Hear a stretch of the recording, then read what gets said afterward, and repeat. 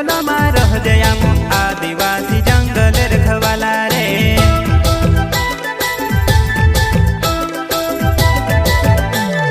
चल जंगल जमीन काजे पूजे रे आदिवासी दुनिया ने रखवाला रे। बाप देव खतरी काज पूजे रे आदिवासी सबसे निराला रे।